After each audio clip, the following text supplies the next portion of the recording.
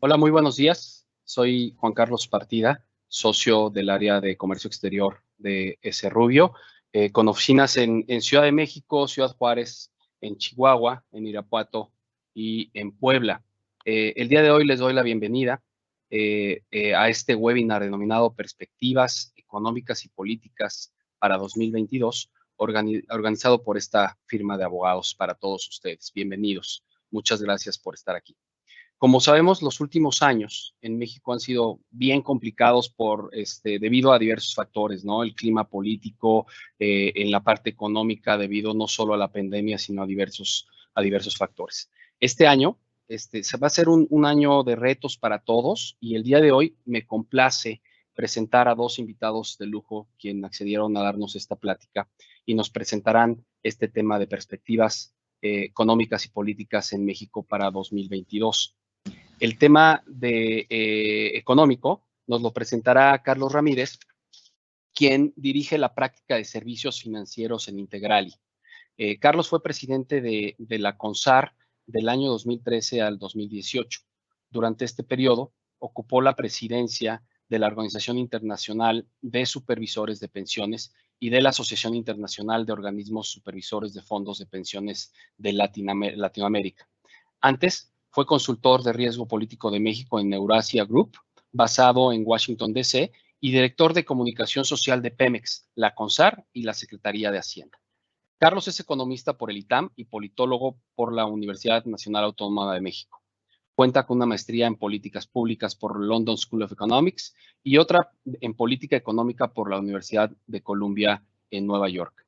El tema político nos lo presentará Francisco González. Francisco es profesor asociado en la Escuela de Estudios Internacionales Avanzados de la Universidad Johns Hopkins en Washington, D.C. Él obtuvo su maestría y doctorado en política por la Universidad de Oxford en Gran Bretaña y su licenciatura en política y administración pública por el Colegio de México en esta Ciudad de México. Es autor de los libros Dual Transitions from Authoritarian Rule, Institutionalized Regimes in Chile and México, 1970-2000, y Creative Destruction, Economic Crisis and Democracy in Latin America, ambos publicados por The Johns Hopkins University Press, y México Under Misplaced Monopolies, Concentrated Wealth and Growing Violence, de 1980 al presente, que fue publicado por Routledge en 2009. Carlos, Francisco, muchísimas gracias por estar el día de hoy con nosotros y presentarnos este tema. Los dejo en sus temas y bueno, disfruten de esta presentación. Gracias. Muchas gracias, Juan. Gracias a S. Rubio por esta muy amable invitación de participar en este seminario. Estamos muy agradecidos y les damos a todos la más cordial bienvenida. Muchas gracias. Me corresponde a mí hablar sobre el tema económico y si me lo permiten voy a compartir unas breves láminas para poner en contexto cómo se ve o cómo vemos en Integralia el panorama económico este año. Brevemente quisiera comenzar dándoles a ustedes un breve recuento, algunos mensajes básicos sobre lo que aconteció en 2021 y que de alguna manera nos permite entrever algunas de las líneas de por dónde va a estar, digamos, los temas económicos para este 2022. Por un lado, es importante señalar y mencionar que el crecimiento económico global y de México resultaron un tanto mejor a lo anticipado.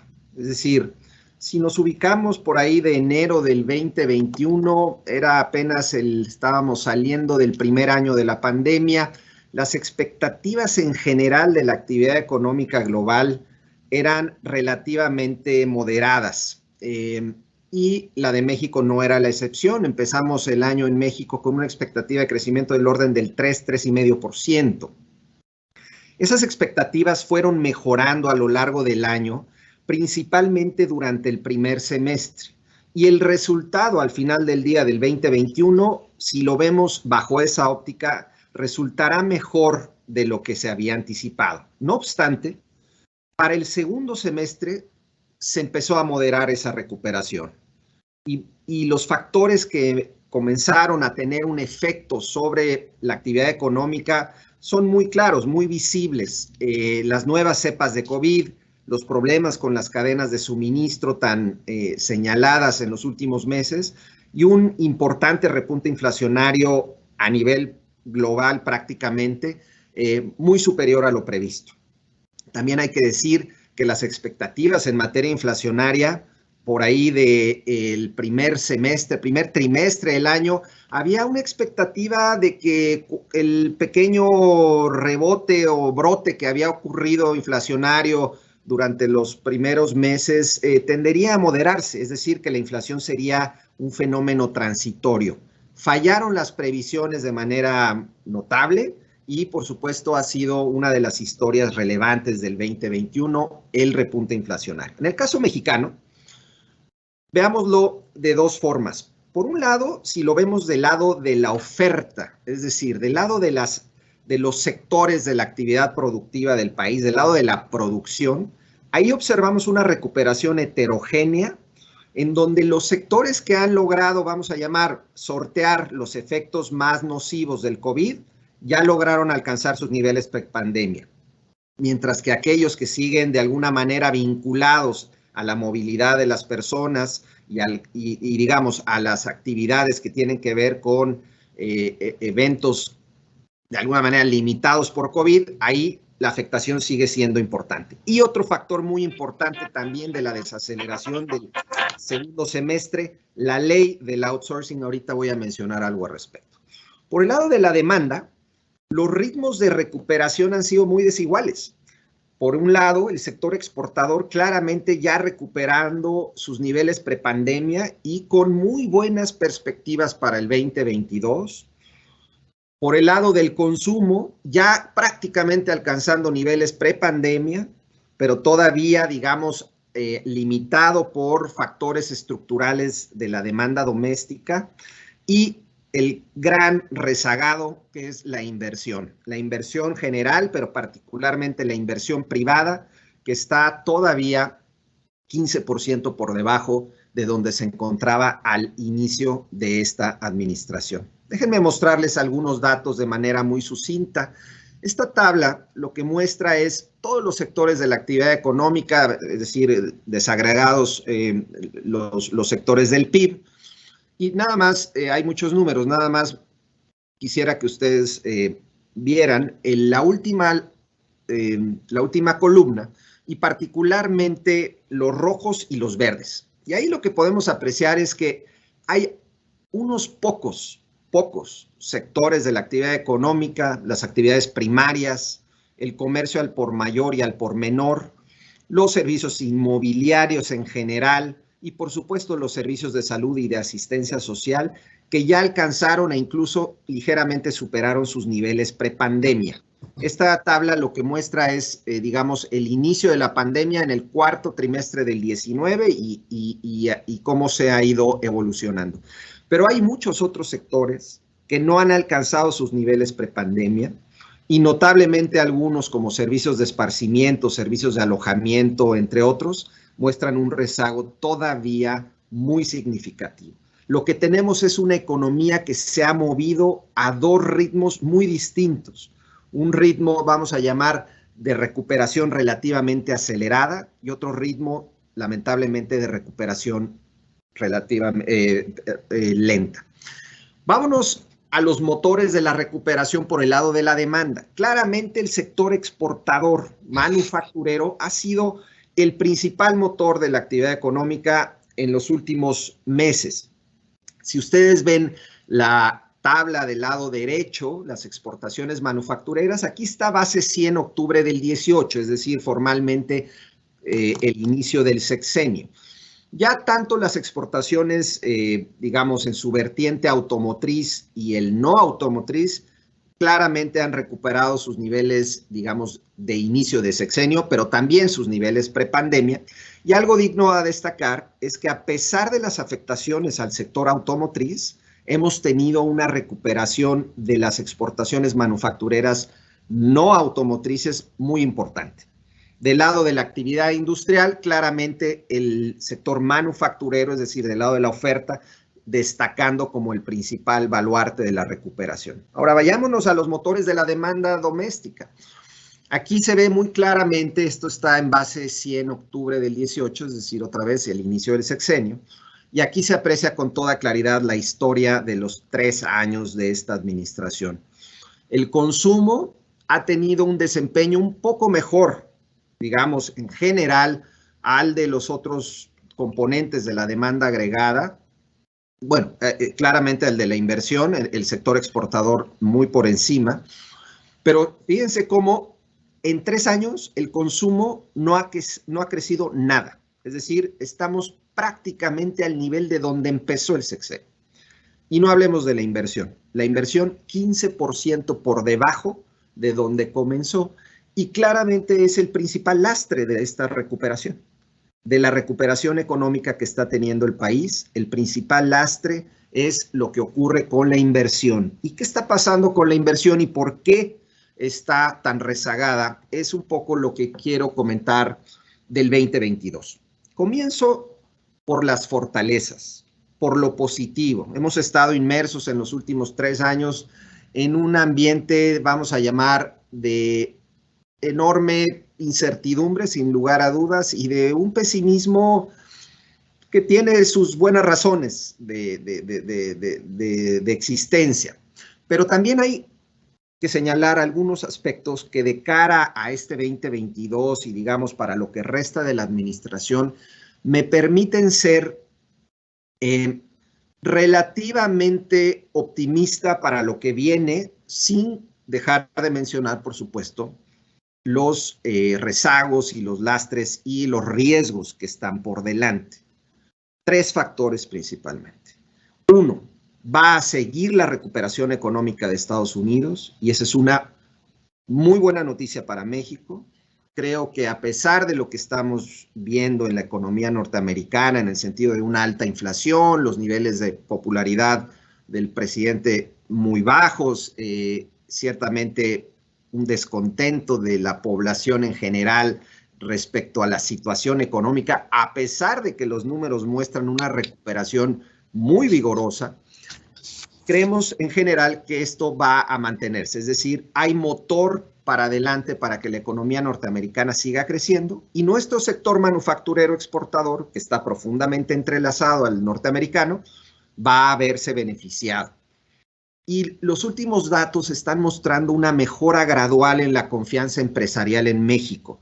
Es decir, a pesar de que todos los días vemos los encabezados con, en general, malas noticias, y reitero, no sin razón de ser, pero si vemos los indicadores duros de la confianza empresarial, empiezan a mejorar. Y eso, de cara al 2022, me parece que es una señal positiva. El segundo aspecto a mencionar, que ustedes seguramente conocen muy bien, porque entiendo muchos de ustedes están vinculados de alguna u otra manera al sector manufacturero, es que nuestro Tratado de Libre Comercio, con sus problemas, ciertamente el TEMEC en muchos sentidos es inferior a lo que se tenía previamente, hay más barreras, hay fricciones adicionales, pero sigue siendo una plataforma económica para el país único en el mundo emergente. Para donde volteen en el mundo emergente hay problemas enormes, estructurales importantes, que en el caso de México no es que no existan esos problemas, pero ciertamente esta plataforma nos da una ventaja comparativa que hoy por hoy, en el mundo en que estamos viviendo post pandemia, sin lugar a dudas da una ventaja relativa al país muy importante, este fenómeno del nearshoring del que se ha hablado mucho, en general, sin echar las campanas al vuelo, pero hay señales tentativas de que está beneficiando a México ya, y seguramente en los próximos años, a la luz del, reitero, del mundo post pandemia, seguirá dando, digamos, elementos positivos al país. Los pilares de la macroestabilidad del país, a pesar de todos los vaivenes que hemos tenido en estos 3 años, tanto internacionales como domésticos, se mantienen relativamente estables. Déjenme mostrarles algunos elementos de lo que digo. ¿Cuáles son las anclas de la estabilidad macroeconómica? Empiezo a escuchar ciertas voces que auguran que viene una crisis financiera en México de final de sexenio. Y bueno, por supuesto, falta mucho para el final del sexenio y muchas cosas pueden ocurrir. Pero yo me remito a las bases estructurales de nuestra estabilidad macro. Los ingresos públicos, a pesar de la pandemia y a pesar de la recesión del primer año, la realidad es que se han comportado un tanto mejor a lo anticipado, ¿cierto? Se han utilizado todos los fondos de estabilización, fideicomisos, etcétera, que quedaban o que había dejado el gobierno anterior, pero en general los ingresos se han comportado un tanto mejor a lo anticipado. Fuimos el único país prácticamente del mundo que sus cuentas fiscales por el lado del ingreso tributario no se cayó durante la pandemia.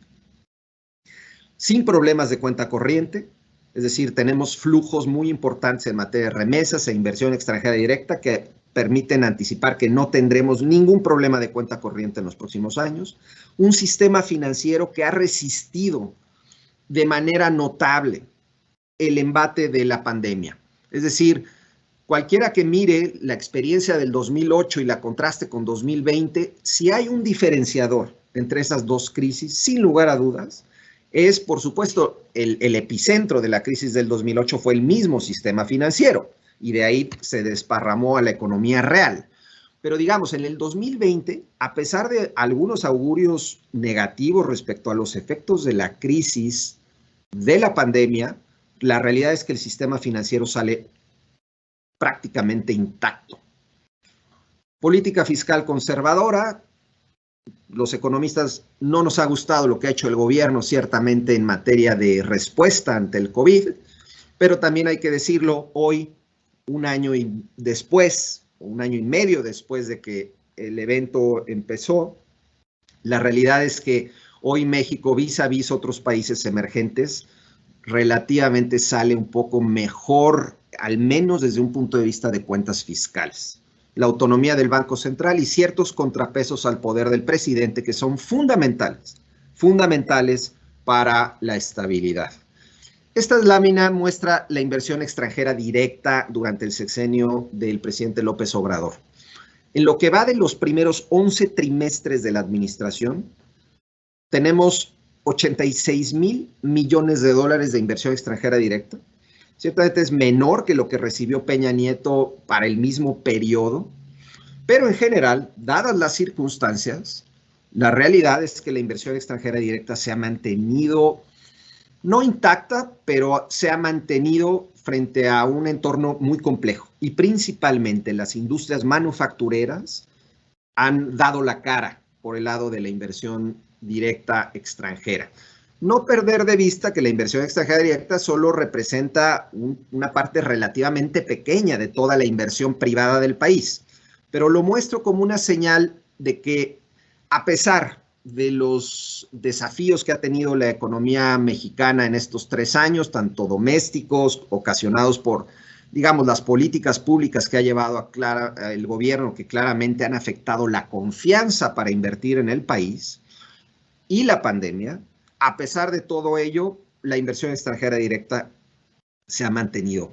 Y los pilares de la estabilidad macroeconómica igual. Ahora, voy a terminar mencionando, entonces, en resumen, nada más, para el 2022 hay algunos elementos que permiten prever que va a ser, digamos, un año no de un enorme crecimiento económico, ahorita menciono algo al respecto, pero ciertamente con algunos aspectos positivos que se avisoran, sector manufacturero, una mejoría en el clima y sobre todo en la confianza para invertir empresarial, el TEMEC y lo que ello implica para este mundo post-pandemia y nuestros pilares de estabilidad macroeconómica, vis a vis el mundo emergente. Volteen a ver lo que está pasando en Turquía, lo que está pasando, hay elecciones en América Latina, ya hablará Paco de eso, México en general. Brasil está complicado, Colombia está complicado, Chile está complicado, y México dentro de todo, se ve con algunos aspectos positivos. Ahora, los riesgos.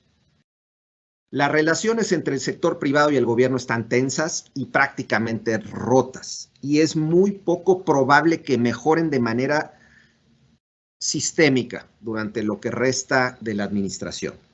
Va a haber cambios en las cúpulas empresariales, puede ser una buena oportunidad para, digamos, renovar la relación gubernamental, pero sabemos que eso no va a ser,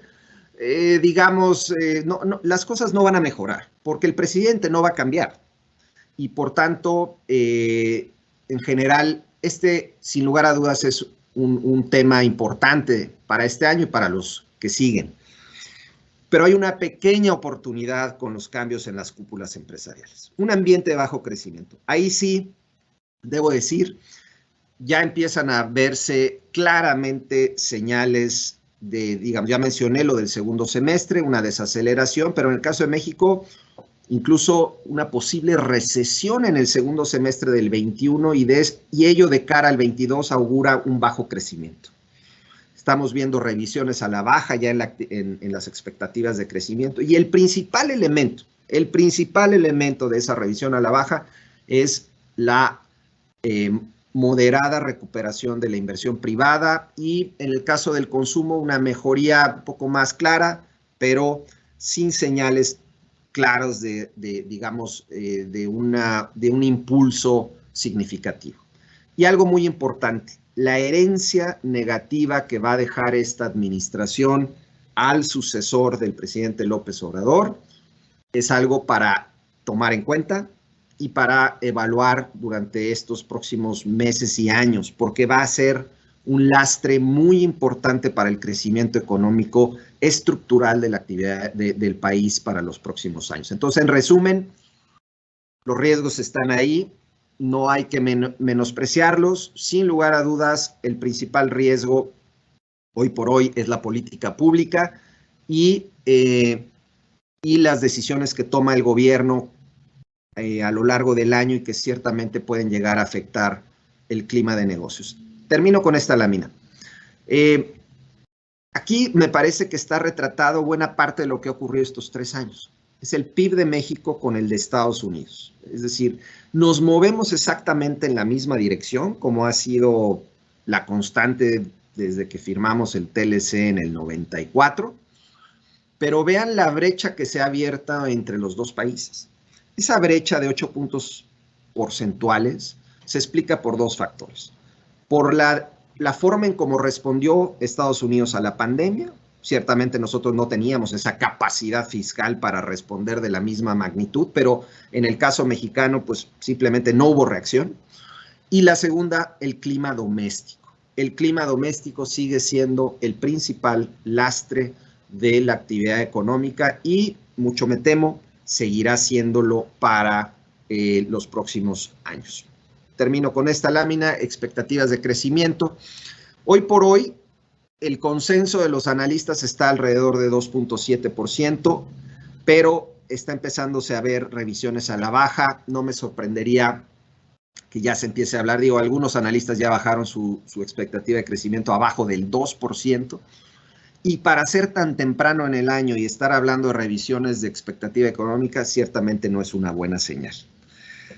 Concluyo entonces diciendo, en el 2022 vamos a tener un año ciertamente retador, una expectativa relativamente de bajo crecimiento, pero sigo viendo algunas señales que dan en algunos sectores de la actividad económica oportunidades. No veo una crisis económica, no me parece, ciertamente hay retos para el tipo de cambio por el tema de la normalización del ciclo monetario de Estados Unidos, pero en general los pilares de estabilidad macroeconómica ahí están y siguen siendo nuestro principal baluarte ante una posible eventualidad externa. Aquí cierro y Paco, tienes la palabra. Muchas gracias, Carlos. Fantástica presentación. Por mi lado, déjenme iniciar también dando las gracias a ese Rubio por la amable invitación, particularmente a mi gran amigo y compañero de andanzas desde la niñez, el licenciado Mario Prado, a Diana Hierro por organizar No es coloquio, pero bueno, es punto de reflexión acerca de 2022 y lo que se nos viene. Me parece que la manera en que yo puedo hacer una contribución original es más que haciendo una síntesis de las noticias y los análisis de la política mexicana desde México, que para ello tenemos no solo prensa, sino un establishment de análisis político muy bueno y muy serio. En lugar de repetir eso, creo que mi contribución original puede ser la de un mexicano viendo a México como profesión académica desde Washington y viendo a México desde Washington desde hace 17 años y seguramente pues los que se acumulen. Entonces, quiero darle ese cariz acerca de la política en México. No es solamente vista desde Washington, pero tiene ese componente que quizá no ven todos los días o no escuchan todos los días. La primera pregunta que se hace aquí en círculos políticos, en círculos de think tanks, universidades, fundaciones, por supuesto todas las agencias en el Ejecutivo, además de el mundo tan complejo y gigante que es el legislativo aquí, el Congreso de los Estados Unidos. La primera pregunta es, ¿en qué medida México participa de esta aparente ola política de moverse hacia la izquierda?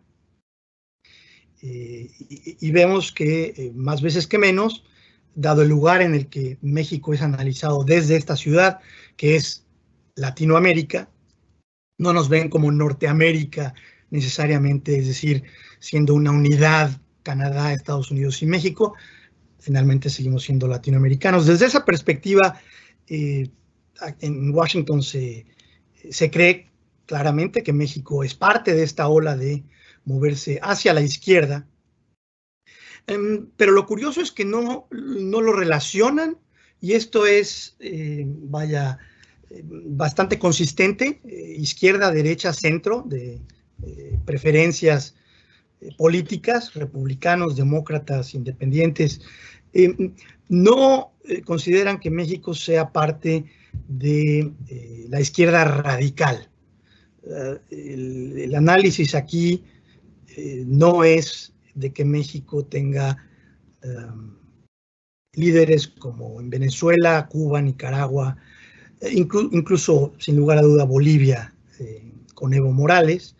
A este grupo de líderes se les consideraría antisistema, hay que cambiar todo, y para hacer eso se inicia cambiando la constitución de un país.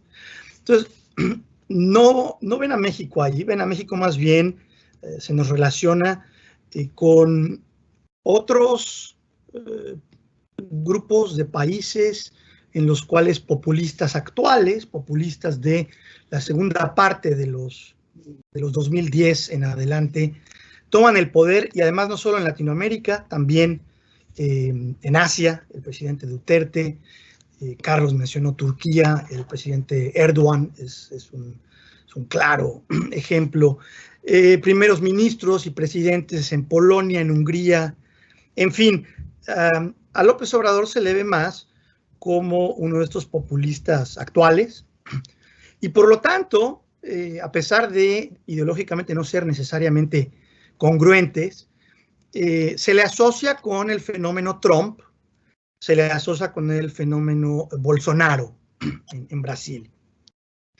A este tipo de líderes no se les considera necesariamente antisistema, quieren cambiar la constitución y empezar de cero, a pesar de que, por ejemplo, en México se habla de transformación. Se les ve más como anti-establishment, anti la clase política económica que era dominante, que ha ejercido el poder, la influencia, la toma de decisiones a los más altos niveles por X número de tiempo. Entonces, siendo vistos como líderes anti-establishment, el problema, más veces que menos aquí en DC cuando se voltea al sur y se dice, ¿qué está pasando en México? ¿Cómo vemos 2022? Y de hecho, hay una liga implícita.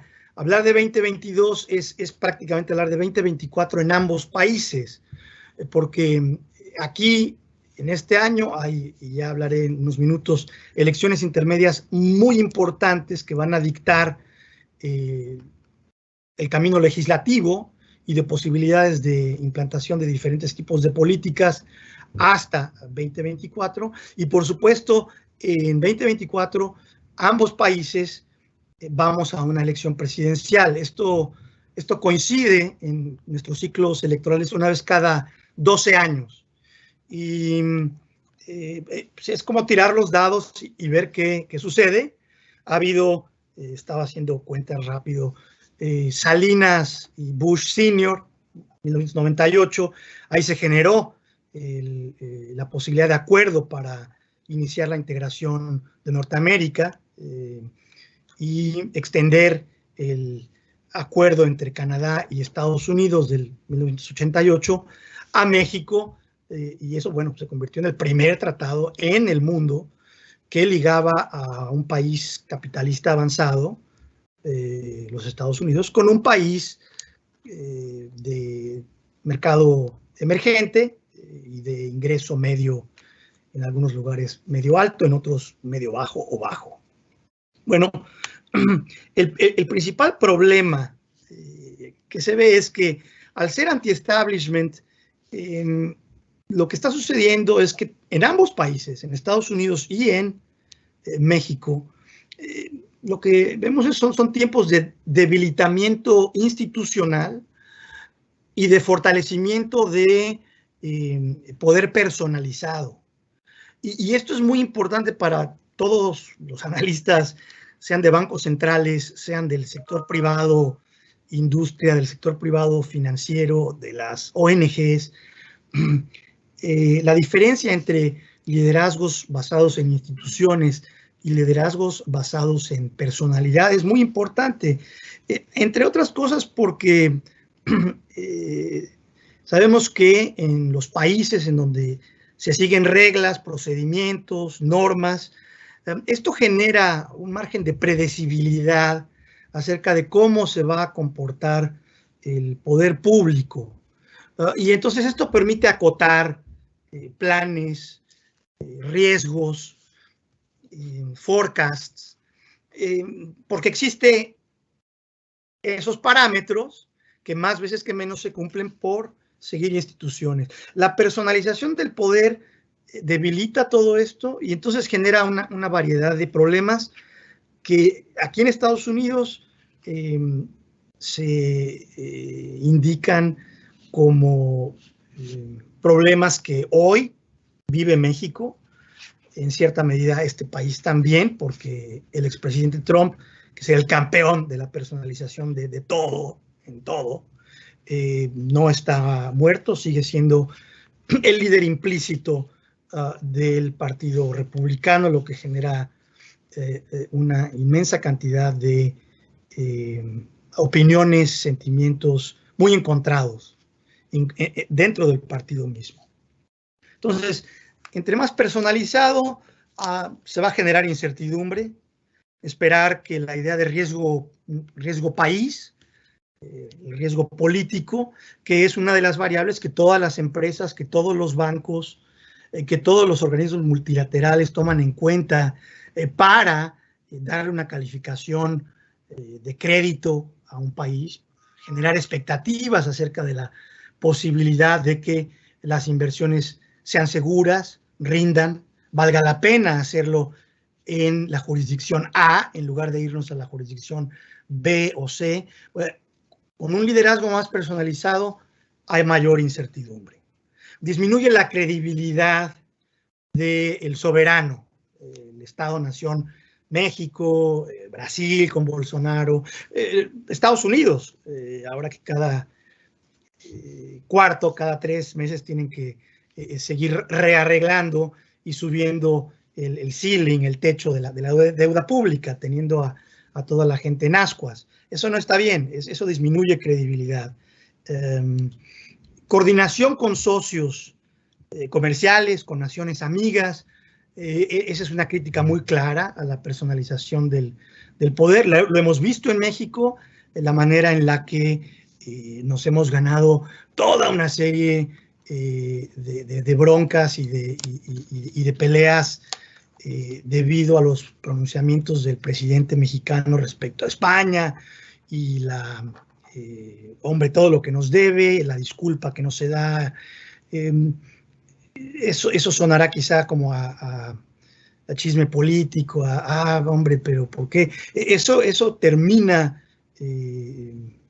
generando golpes a credibilidad, genera incertidumbre, genera evidentemente mala disposición, incluso mala fe, y eso golpea no solo a los mexicanos que siguen a López Obrador y quieren la disculpa, eso golpea al productor mexicano, sobre todo al productor mexicano vinculado con el exterior, donde lo que se percibe es un México antagonista. Y no que el presidente sea el portavoz de todos los mexicanos, de ninguna manera. Hay una muy clara conciencia acerca de lo dividido que está el país, y en ese sentido no es muy diferente aquí, a los Estados Unidos. Realmente parece estar partidos, naranja a la mitad, con muy poco margen en medio para lograr negociación, discusión abierta y posibilidad de compromiso, mínimos consensos. Eso se ve poco y se ven fortalecidos los extremos. Quien esté de cualquier lado, la mayor parte de la gente no se siente neutral acerca de los otros, o no los respeta o los odia. Es antagónico, no es adversarial, es antagónico. Eso se ve muy claro, y aquí en Washington DC se considera que México está en esta situación, pero hay una autorreflexión diciendo, nosotros estamos igual. Por último, un problema gravísimo acerca de la personalización del poder es el asunto de la sucesión de poder. Porque si crece lo personalizado, es decir, lo improvisado, donde no sabemos todos cómo coordinarnos y de antemano sabemos que un proceso se va a seguir, cuando eso se desvanece, no desaparece, pero se desvanece, el espectro de posibilidades y resultados de una elección se abren, y entonces hay incertidumbre. ¿Será pacífica o conflictiva la sucesión?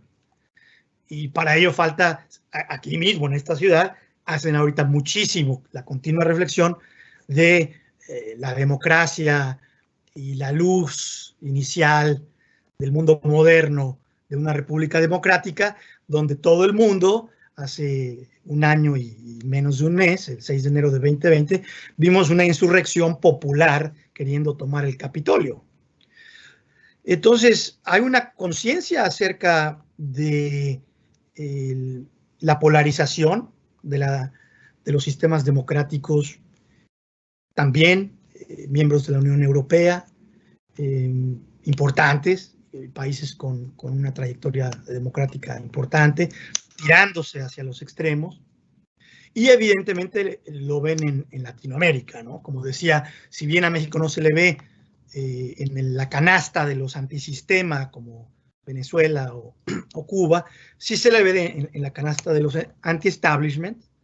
Para este año, el 2022, en cuanto a elecciones, el grueso de la clase política, comercial de Washington está muy, muy interesada, no tanto en lo que pasa en México, con las elecciones de gobernadores que vienen y algunas otras locales, están muy interesados y intentando llevar a cabo medidas preventivas. Hablábamos de prevención antes del inicio de la sesión, respecto a las elecciones presidenciales de Brasil y de Colombia. Colombia, por ser un aliado estratégico desde el año 2000, desde 1998, a través del Plan Colombia, un aliado estratégico, que podría tirarse por primera vez en su historia moderna hacia la izquierda. Es uno de los únicos países que no ha tenido un gobierno democrático de izquierda, lo cual ahora al 2022 se antoja inverosímil. Bueno, esa es una elección que están mirando con mucho detenimiento y que por supuesto afecta a México, pues es nuestra próxima vecindad. En cuanto a relaciones, para amortiguar el peso norteamericano, México en épocas mejores, de diplomacia más profesional, más avesada, pues hacía más veces que menos alianzas con, sobre todo, Colombia y Venezuela, la Venezuela prechavista, para intentar presentar frentes comunes de los tres grandes países de esa cuenca del Caribe, que a final de cuentas lo sigue dominando los Estados Unidos. Pero Colombia es de grandísima importancia y aquí se encienden alarmas en la medida en que piensan que la izquierda puede ganar por primera vez. La elección de Brasil es incluso más abierta, más polarizada. Serán Bolsonaro y Lula. De ser, hay que esperar algo no solo conflictivo, sino también agresivo. Y hablando de este asunto de la personalización del poder y de los problemas que presenta en el momento de la sucesión de una administración a la que sigue, aquí los norteamericanos le están diciendo a los brasileiros: véanos, vean lo que sucedió aquí, que es inverosímil y sucedió, y echen sus barbas a remojar. Y cuidado, porque Bolsonaro va a cantarla antes de la elección, que va a ser fraude, como lo hizo Trump. Cuidado con ese populismo. No es que México no importe para estas elecciones. Me parece que los Estados Unidos han tenido dos puntos específicos respecto a su relación con México los últimos 3, 4 años. Y estos, de alguna manera, reflejan esta preocupación acerca de la personalización del poder. Para el mundo de la política y las políticas públicas en Washington, D.C., para nada estaban acostumbrados a que en México hubiera un mandamás a la vieja usanza, al estilo Echeverría o López Portillo. Eso se había difuminado, había desaparecido a partir del 2000. Entonces, Estados Unidos estaba, gente aquí en D.C., políticos, servidores públicos, funcionarios, tecnócratas, estaban acostumbrados a lidiar ya fuera con gente del PRI o del PAN, cuya formación, cuya práctica política, cuya escuela es institucional, con claras trancas en términos de la diversidad, en términos de la diversidad en el espectro de políticas públicas. ¿Qué tan cargado a la izquierda? ¿Qué tan cargado a la derecha? Estaba más o menos, de alguna manera, bien contemplado. Y fueron 18 años de este siglo. Y sumémosle también las presidencias del presidente Salinas y Zedillo. Entonces, el cambio con López Obrador sí es bien importante. Además de que se da en un momento en el cual Estados Unidos también está en un momento de cambio importante, porque hay elecciones en el 2020, es decir, primera mitad del sexenio mexicano, López Obrador asentándose, y en este otro caso quien está saliendo es Trump, y todo el mundo aquí en Washington, demócratas, republicanos, independientes, se sorprenden acerca de lo bien que se llevó la relación entre ellos. Y aquí la reflexión es que en última instancia, y esto está documentado, correspondencia entre ambos presidentes, el expresidente Donald Trump, el presidente Andrés Manuel López Obrador, correspondencia 1 a 1, en la cual ambos se dicen ser campeones del pueblo, champions of the people, campeones del pueblo sabio, que lograron que lograron ganarle al establishment. Entonces, de alguna manera, a pesar de venir de escuelas políticas, de una experiencia política diametralmente opuesta, a Trump se le puede ver como un populista nacional de derecha, y hay muchísimos ejemplos en la historia, y a López Obrador se le ve como más el tradicional estatista, popular nacionalista, a la latinoamericana, no pensando de nuevo en revoluciones, cambiar constituciones, pero sin lugar a duda sentirse orgullosos de haber sacado al establishment, traer o generar una nueva clase política y económica adosada a ellos. Entonces, lo que le quedó a Estados Unidos fue ser cuidadoso con la relación mexicana. Al ver a un López Obrador que arrastra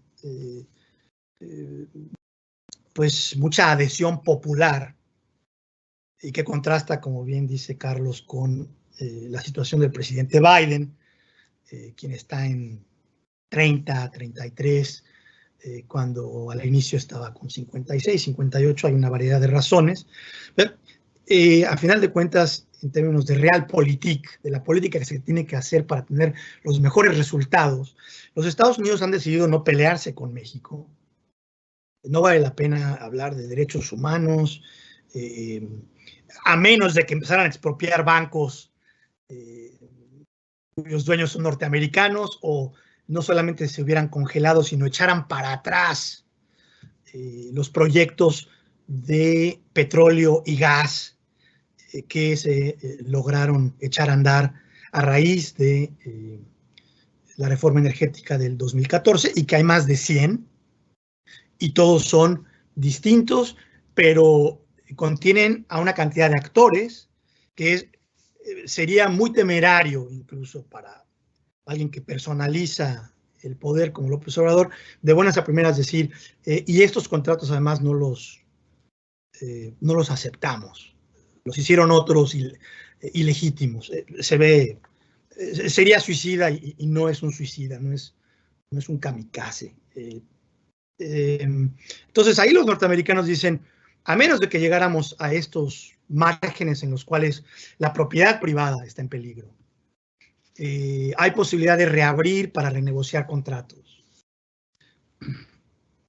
O de plano, en el área de seguridad, grupos de crimen organizado ya no respetan las fronteras y se meten a Estados Unidos, como Pancho Villa, Columbus, Nuevo México, invaden e intentan ahí hacer negocio.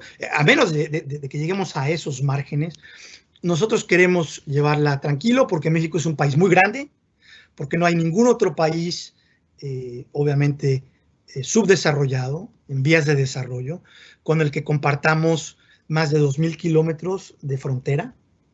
Es una frontera, es de las 5 fronteras más complicadas del mundo, visto por no solamente analistas de gobierno, visto por think tanks, visto por consultoras. La frontera impone importantes límites a lo que pueden hacer los líderes en ambos lados. Entonces, lo único que se le pidió, y esto es interesante recalcarlo, porque se lo pide, por un lado, un populista con quien se identifica Trump y López Obrador, los outsiders, los líderes populares de afuera que quieren traer al pueblo sabio a la toma de decisiones, por un lado. Y por el otro está Joe Biden, que es, vamos, más institucional, pues no se puede ser, ¿no? Es un senador con más de 40 años de experiencia, centrista, alguien cuya fama, cuya reputación en muchos sentidos yace en su capacidad de platicar con ambos lados y de generar legislación desde el Senado desde los años 70, trabajando tanto con demócratas como con republicanos. Es la institucionalización personalizada. Bueno, ambos líderes tan distintos les dan a México la misma orden, el mismo recado. Hay un punto en la agenda, los demás son secundarios, podemos hablar de ellos, pero no es tan importante. Pero tú tienes que controlar la migración de Centroamérica, de mexicanos, que además crece a partir de la pandemia, y de europeos, asiáticos, africanos, que entran a los Estados Unidos por la frontera sur. Entonces, ahí tanto el populista como el institucional, los dos ejecutivos, le piden la misma cosa. Contén la migración y no más. Es una relación muy transaccional. Tú controlas migración, como no lo había hecho nadie. Se inició con el presidente Peña Nieto y podríamos hablar de ello, lo de quédate en México, hacer que los posibles migrantes gestionen todo su proceso para poder entrar a los Estados Unidos, particularmente quienes piden asilo, y hacerlo no dentro de los Estados Unidos, sino hacerlo, en este caso, en México. El otro país que participó fue Guatemala. Entonces, eso es lo único que se le pide al país. Parece que la mayor preocupación aquí en Washington acerca de este año 2022, el que sigue, 2023, es que ya sea por las buenas o por las malas, el presidente López Obrador logre organizar lo que llamamos coaliciones ganadoras, o sea, la supermayoría necesaria para pasar las reformas constitucionales para las cuales no tiene mayoría en ninguna de las dos cámaras federales. Aquí preocupa, en primer lugar, la reforma eléctrica, en segundo lugar, la reforma electoral, el posible debilitamiento del INE genera mucha preocupación, y ahora en 2 minutos explico por qué. Y la tercera sería esta idea de fusionar a la Guardia Nacional con las fuerzas castrenses. De lograr estas tres cosas, demócratas, republicanos en los Estados Unidos piensan que hacia el momento de su salida, de su aterrizaje, allá en 2024, el presidente López Obrador, de lograr esto, tendría mayor posibilidad, o se fortalecería la posibilidad de continuación de su proyecto político, este proyecto nacionalista populista, que como dijimos no es revolucionario, no es Venezuela, no es Cuba, pero es anti-establishment y genera incertidumbre, escozor por acá. Aquí en los Estados Unidos, me quedan 2 minutos, tenemos elecciones muy importantes, son las de medio periodo, midterm, que aquí son cada 2 años, aquí la política, o sea, esta idea como de la virtud republicana en la que creían los romanos, sí está codificada en la Constitución norteamericana, porque se está haciendo política todo el tiempo, porque las elecciones son cada 2 años para los representantes federales. Entonces, bueno, noviembre 8, pónganlo en sus calendarios porque viene un cambio bien importante. La mayor parte de la gente cree que los demócratas perderán ambas cámaras. En la Cámara de Representantes la ventaja son solo 8 representantes, y hay 3 o 4 demócratas que de antemano dijeron no vamos a participar ya. Y el Senado, que se renueva de manera escalonada, como el mexicano, porque duran 6 años, es 1/3 del Senado, ¿no? Entonces son 100, 2 por cada estado de los 50, entonces hay 34. Y aquí hay 20 republicanos que están defendiendo continuar, y hay 14 demócratas. Entonces, en términos así numéricos, hay más republicanos que tienen que defender, pero llevan el viento en popa, el viento está con ellos. En la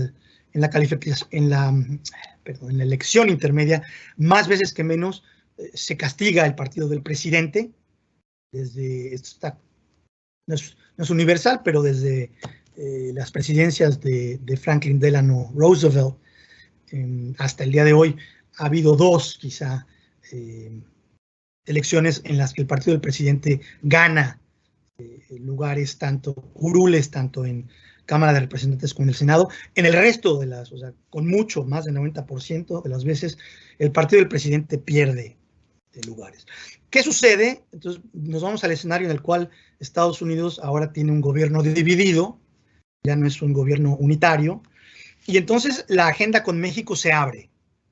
Esta idea de solo mantener muy fijamente una prioridad transaccional que se refiere a un asunto de política que importa mucho aquí, que es la migración sin documentos, se abre porque una vez que los republicanos toman el poder en las cámaras, ellos son quienes establecen la agenda, establecen el orden del día, indican acerca de qué se va a hablar.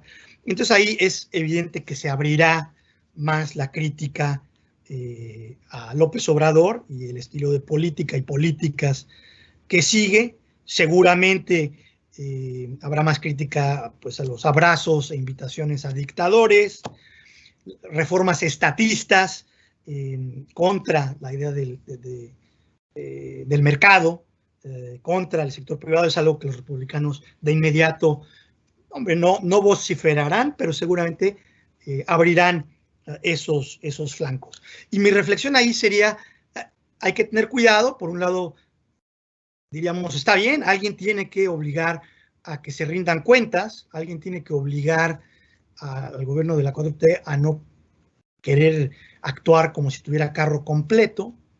Pero la reflexión sería, hay que tener cuidado porque críticas viniendo de los Estados Unidos para México podrían ser fácilmente utilizadas por un operador y un orador consagrado como es el presidente actual, quien fácilmente puede usar estas críticas para movilizar, crecer su apoyo popular con esta idea del injerencismo gringo, ¿no?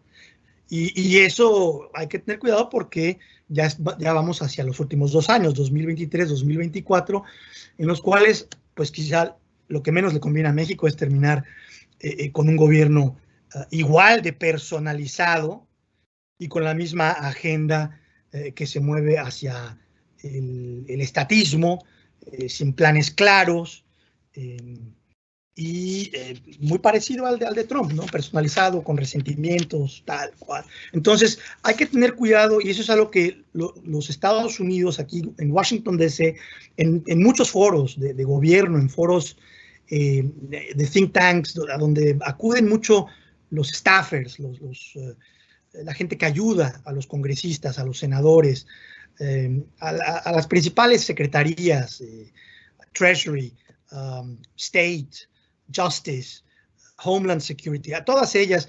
La gente está circulando en los eventos de Washington y en la mayoría yo he escuchado siempre esta reflexión acerca de lo bien que ha hecho Estados Unidos en no aventarse una agenda muy abierta con muchas críticas hacia México, porque conociendo la dinámica política actual en México, de lo que se dan cuenta es que sea quien sea, republicanos o demócratas, si Estados Unidos, parte de su gobierno, critica a México, eso le da herramientas, le genera mayor repertorio de queja y apoyo popular al gobierno federal actual en México.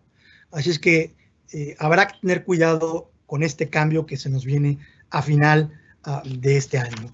Terminaría con dos puntos muy importantes acerca de esta idea de que hay una crisis democrática, pero que es compartida. Esto es muy inusual. Es muy inusual ver que actores políticos norteamericanos se sientan parte de una crisis sistémica de forma de gobierno y que vean cosas en su política de hoy que se ven reflejadas en países a los que generalmente ven como lejanos a ellos, lejanos en cuanto a desarrollo político, en cuanto a nivel de desarrollo capitalista económico. Y ahora, claramente, aquí hay una conciencia de que el proceso político norteamericano, igual que el mexicano, igual que el turco, igual que el brasileiro, el de muchos países, filipino, alrededor del mundo, se ha movido hacia esta personalización, lo que genera incertidumbre, menor credibilidad y por lo tanto impone costos a la idea de, bueno, de aquí para adelante, ¿qué hacer en cuanto a consumir, en cuanto a invertir, en cuanto a el desarrollo de relaciones con partners, con socios, o no, o dejarlo?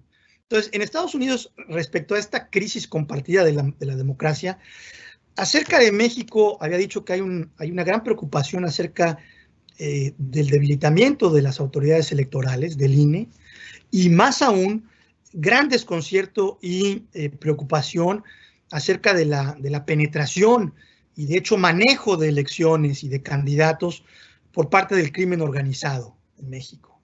Eso no es parte que se comparta aquí, los americanos. Nosotros no tenemos eso. Eso lo vemos fortaleciéndose en México. Eso puede llevar a la idea de captura del Estado.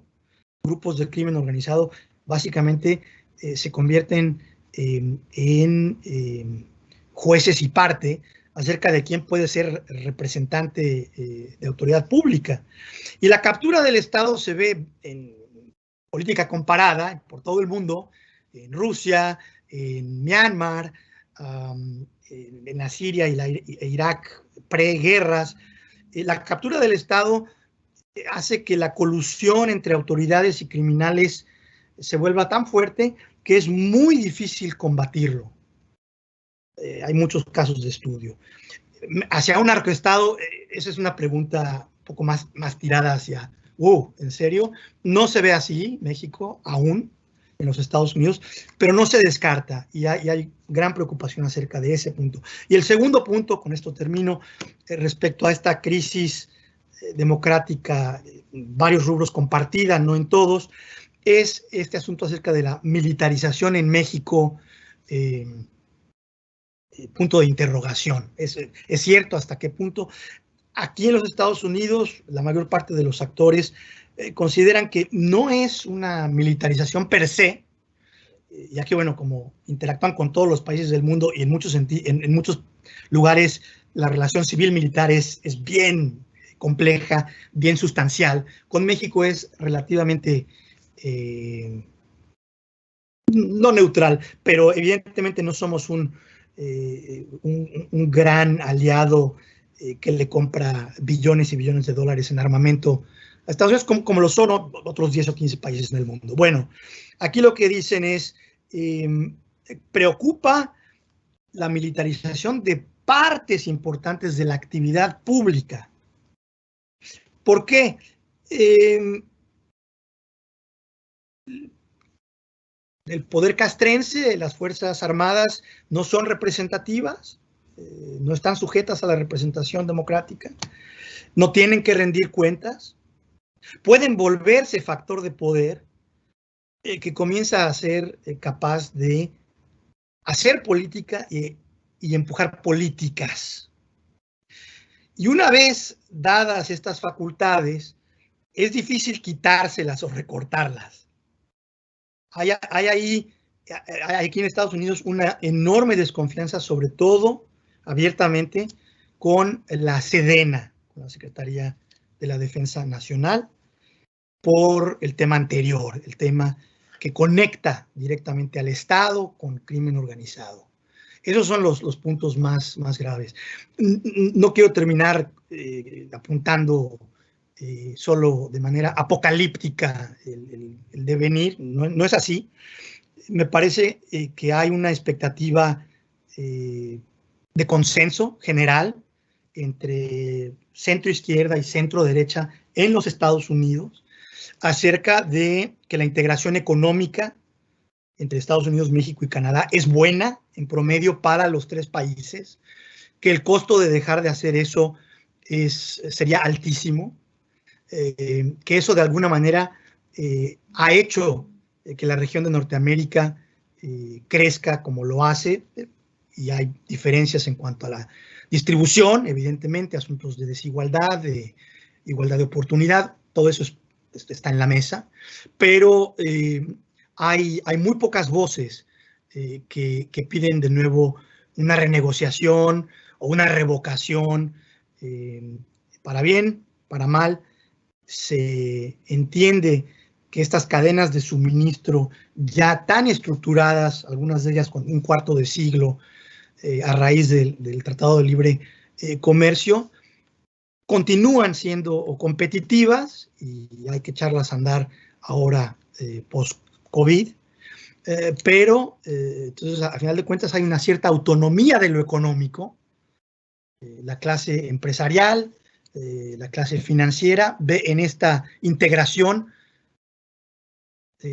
posibilidades de continuar haciendo negocios. Estos países no van a desaparecer, van a seguir adelante y son grandes y tienen mercados de consumo, de inversión internos grandes. Entonces, lo ven con esa pizquita de sal que me parece cabal, que me parece realista. Tirarse a este pesimismo de que si regresa Trump y continúa alguien parecido al observador, se acaban los países. Eso no va a suceder. Y como unidades, ya en el concierto global económico, como unidades de producción, Norteamérica es muy competitivo en muchos rubros. La idea de nearshoring, de la que habló Carlos, y que aquí vamos face to face con China, es una oportunidad sin lugar a duda importante, en la cual México tiene una gran ventaja comparativa, dado el excelente récord en industrias como la automotriz, como la aeronáutica. Entonces, yo no veo las cosas tan mal. Creo que los países además están acompasados, como dije, en rubros económicos y políticos, y al igual que mi compañero Carlos, me da gusto no tener que reportar de manera tremendista ¿no? Eventos catastróficos que se nos vengan. Creo que venimos saliendo de eventos catastróficos de los pasados años. Vienen tiempos mejores, me parece. Gracias.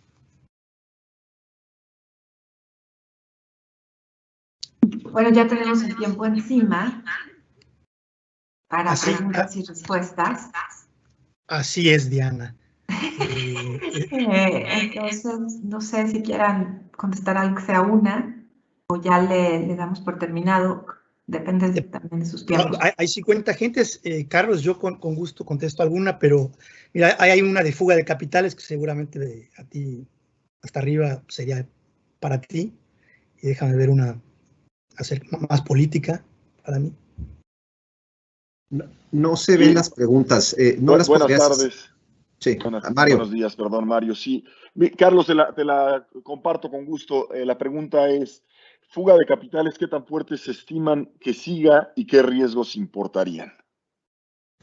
Brevemente, hemos tenido 2 años de salida de capitales por el lado de la inversión extranjera en los bonos del gobierno mexicano, particularmente los denominados bonos M. Hay varios factores que explican esa salida. No todo es México. De hecho, en el universo, digamos, de razones por las cuales hemos tenido 2 años récord de este flujo negativo, creo que México, dentro de todo, no pesa tanto lo que está pasando domésticamente, sino son factores predominantemente externos. China como un referente importante, nuevo en el mercado de deuda, ciertamente la pandemia y una recomposición de los flujos internacionales en este tipo de activos. En fin, creo que en general, no son buenas noticias y ciertamente hay un elemento doméstico incorporado. Creo que en general anticipo que esa hemorragia va a tender a moderarse a lo largo de, digamos, de este año. Ahora, hay un elemento adicional que le pone ruido, la normalización monetaria en Estados Unidos, que ciertamente puede llevar a que todavía veamos periodos de cierta volatilidad y posiblemente alguna recomposición adicional. Creo que en general va a seguir, pero a un ritmo menor. Ese sería mi comentario. Perfecto, muchas gracias, Carlos. Y también te preguntan rápidamente que cuál es la fuente de las tablas y gráficas económicas que presentaste. Todas son INEGI y Banjico, y perdón, ahí sí hay una omisión mía. INEGI y Banjico, digo, y con construcción propia, obviamente. Perfecto. Y una pregunta, yo creo que Francisco, si tú la contestas, por favor. ¿Cuáles son los contrapesos que se ven para Andrés Manuel López Obrador? Bueno, aquí sí ya no tiene que ver perspectiva desde Washington, es la perspectiva en México desde México. Sin lugar a duda, hay credibilidad acerca de la arquitectura constitucional del país que crea pesos y contrapesos. Y al día de hoy, con todo y nuevos nombramientos, con todo y una campaña mediática semipermanente, particularmente en contra de la autonomía de algunos organismos públicos, justamente cuya tarea es el de ser pesos y contrapesos. Al momento, tanto personas físicas como morales han logrado ampararse, es decir, el sistema judicial mexicano funciona. Sabemos que para nada es perfecto, pero funciona. Han logrado ampararse ante acciones públicas. Hay muchas cosas en la congeladora en cuanto al programa transformista del actual gobierno. Por el lado electoral, el Tribunal Electoral Judicial del Poder Federal, más que bien, con sus crisis internas, con su clara partisanship, el hecho de que sabemos que algunos ministros están más cerca de algunos partidos que de otros. A pesar de ello, problemas, quejas postelectorales se han resuelto y conforme a derecho no han escalado. Entonces, el judicial, tanto en el área de derechos, garantías individuales, como esta rama electoral, no lo han hecho mal, han mantenido los pesos y contrapesos. Y a lo que hay que tener cuidado, a lo que hay que ponerle atención es justamente a este trabajo como de demolición hormiga, de poco a poco, entre muchísimos de los seguidores del actual gobierno, consejeros del gobierno mismo, que siguen apuntando y empujando al gobierno a que debilite dichos pesos y contrapesos. Hasta el momento han funcionado como dice nuestro diseño constitucional que debieran funcionar. Entonces, eso no habla mal acerca de la democracia, del aspecto liberal de garantías individuales en México. Perfecto, pues muchísimas gracias. Ya nos pasamos un poquito de la hora que inicialmente tenemos contemplada para esta plática. No quiero terminar sin agradecer, por supuesto, a nuestros expositores, dos expertos y grandes apasionados de sus temas, sin duda alguna. Y, por supuesto, a todos nuestros clientes y amigos de S. Rubio por estar presentes aquí. Estoy seguro que fue muy importante y nos nutre a todos sus perspectivas. Se los agradecemos mucho y bueno, que tengan un excelente día a todos ustedes. Muchas gracias a todos. Sigan cuidándose. Un placer compartir. Hasta luego. Muchas gracias. Gracias, Carlos. Gracias, Francisco. Gracias, Diana. Carlos, Diana. Chao, Mario. Chao.